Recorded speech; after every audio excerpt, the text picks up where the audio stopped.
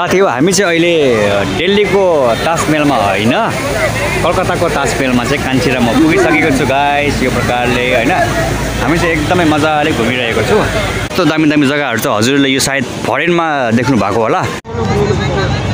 यहाँ देख्न सक्नुहुन्छ हजुरले ताजमहल यहाँ छ मम्मी। अनि हजुरहरूलाई अर्को चिज देखाउनु पर्दाखेरि यहाँ चाहिँ के रहेछ भने चाहिँ हेलो एभ्रिवान हजुर सम्पूर्णलाई नयाँ भिडियोमा स्वागत गर्न चाहन्छु फेरि पनि है। र अहिले चाहिँ हामी यहाँ इको पार्कको भित्रपट्टि 7 वन्डर भन्ने जग्गा आइपुगिसकेका छौँ। र यहाँ चाहिँ हामीले भर्खर हामीले टिकट लिइसकेको छु। र अब चाहिँ हामी यहाँदेखिको 7 वन्डर भन्ने जग्गामा चाहिँ एन्टर गर्न लागिरहेछु गाइस। यो प्रकारको मानिसहरू है एकदमै धेरै नै यहाँ पनि धेरै नै मानिसहरू हुँदो रहेछ। यहाँ तपाईँ कहाँ हो भनेदेखि यो गेट नम्बर 4 देखिको चाहिँ भित्र एन्टर गर्नु पर्दो रहेछ इको पार्कभित्र है। र अब चाहिँ हामी जानेछु के कस्तो रहनेछ हजुरले यो भिडियो पुरा अन्तसम्म हेरिदिनुहोस् होला गाइस। यहाँदेखिको चाहिँ हामी एन्टर गर्नुपर्ने हुन्छ एन्ट्री 7 वन्डर्स है। 7 वन्डर्स यहाँ चाहिँ एकदमै दामी दामी जग्गा छ हजुरलाई देखाउनु पर्दाखेरि चाहिँ एकदमै दामी दामी एन्ट्री छ 60 रुपिस पर पर्सन हो। यहाँ चाहिँ के छ भने टक्कै पस्ने साथ हजुरले देख्न सक्नुहुनेछ यो प्रकारको जग्गाहरू हो। आमामा यस्तो दामी दामी जग्गाहरू छ हजुरले यो सायद फरेनमा देख्नु भएको होला। फरेनमै त छ यो जग्गा होइन। अनि टक्कै यो हरेक कुराहरू चाहिँ यहाँ बनाएको 7 वन्डर्स भन्नाले चाहिँ चिनिन्छ क्या। ओ माई गॉड गाइस एकदम दामी लाग्यो क्या। यस्तो पनि बनाएको छ हाम्रो इन्डियामा है कलकत्तामा बनाएको छ गाइस। यो चाहिँ यहाँ चाहिँ हरेक कुराहरू छ क्या। अब म हजुरलाई देखाउन चाहन्छु एकछिनबाट ताजमहलको पनि दर्शन गराउन चाहन्छु हजुरलाई है। एकदम भिडियोमा एकदमै बनिरहनु। हजुरहरूलाई देखाउनु पर्दाखेरि पहिलोचोटि चाहिँ यहाँ यो प्रकारको वाटरहरू है वाटर फाउन्टेनहरू यहाँ देख्न सक्नुहुनेछ। अनि त्यसको बादमा हजुरहरूलाई देखाउनु पर्दाखेरि चाहिँ मैले अनि ताजमहल देखाउनु पर्दाखेरि चाहिँ म यहाँ हजुरलाई देखाउन चाहन्छु ताजमहल चाहिँ गाइस यो देख्न सक्नुहुनेछ। भिडियो दामी देख्छ यो हो ताजमहल चाहिँ दिल्लीको ताजमहल चाहिँ कलकत्तामा पनि बनेको रहेछ गाइस यो प्रकारले।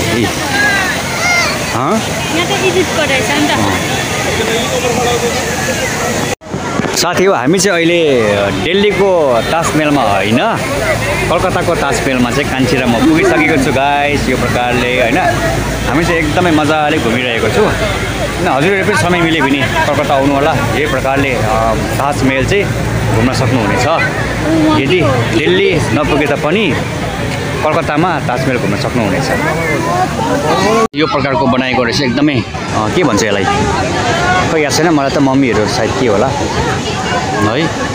हजुरहरूलाई देखाउनु पर्दाखेरि चाहिँ यहाँ यो सबै मम्मिसहरूको फोटोहरू के फोटो मतलब स्ट्याचु मम्मिसको स्ट्याचुहरू बनाइरहेको छ यो प्रकारले।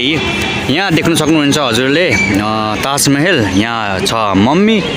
अनि हजुरहरूलाई अर्को चिज देखाउनु पर्दाखेरि यहाँ चाहिँ के रहेछ भने चाहिँ के हो साँच्ची हो जिजस होइन यीशु क्राइस्ट होला चाहिँ।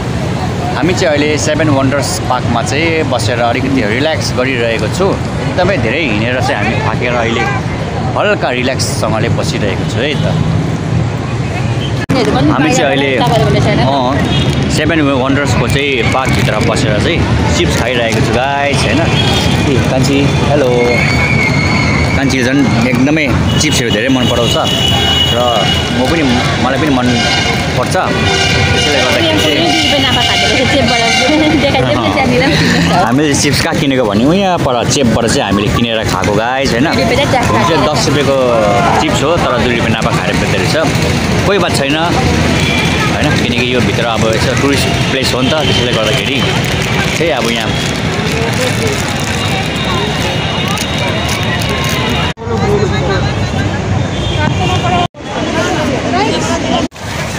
भित्र चाहिँ के रहेछ भने चाहिँ यो प्रकारको रहेछ गाइस। एकदमै यहाँ चाहिँ अँध्यारो रहेछ हो देख्न सक्नुहुन्छ हजुरहरूले यो प्रकारको जग्गाहरू छन् क्या यहाँ तरिका यसका एकदमै अँध्यारो जग्गा रहेछ। यहाँ चाहिँ अब यो इङ्ग्लिस फिल्मतिर देख्न पाउनुहुन्छ हजुरहरूले देखे कान्छी देखे खतरा छ है भूत पिक्चरतिर त यस्तो बेसी देख्न सक्नुहुन्छ हजुरले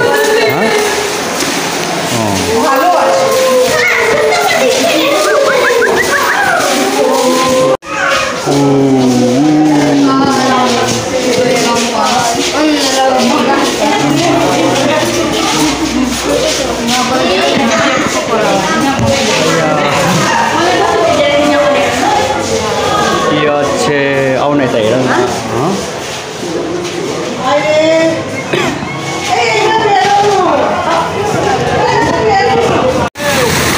साथी हो यहाँ चाहिँ यस्तो जग्गा छ हजुरले हेर्नु सक्नुहुनेछ भिडियोमा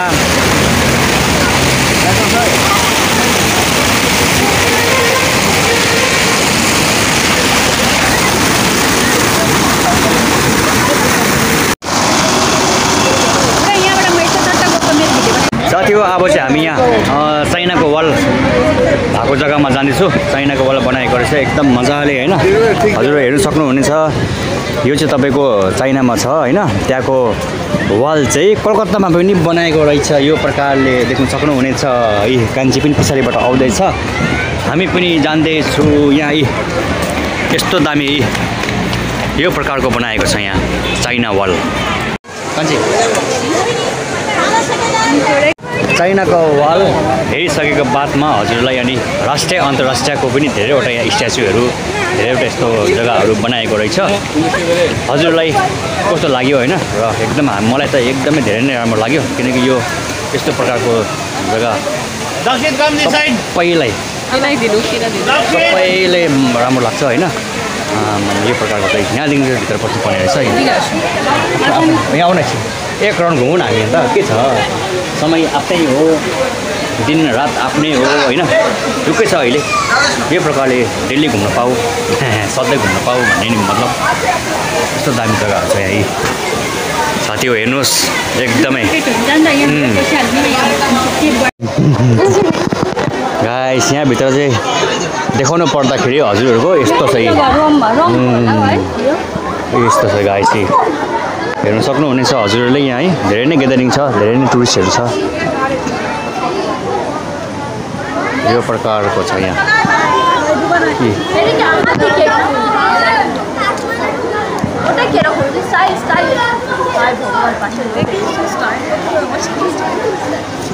हामी बस्दा बस्दा यस्तो दामी होइन लाइटिङ अझै यहाँ के भन्छ भने तपाईँको रातिको समयमा चाहिँ एकदमै दामी देख्ने रहेछ क्या गाइस होइन यो प्रकारले ब्याकग्राउन्डमा देख्न सक्नुहुँदैछ हजुरहरूले एकदमै रातिको समयमा एकदमै लाइट साइडले गर्दाखेरि चाहिँ धेरै नै राम्रो देखिँदो रहेछ यो फाउन्टेनहरूले गर्दाखेरि होइन हरेक कुरामा लाइट तर अब हामी त बिहानदेखिको यहाँ घुमेको नि त होइन त्यसले गर्दाखेरि चाहिँ हजुरलाई पनि हल्का यहाँको दृश्य देखाइरहेको छु के कस्तो रहनेछ हजुरले मुनि कमेन्ट बक्समा भनिदिनुहोस् होला अनि लाइक कमेन्ट सेयर पनि गरिदिनुहोस् होला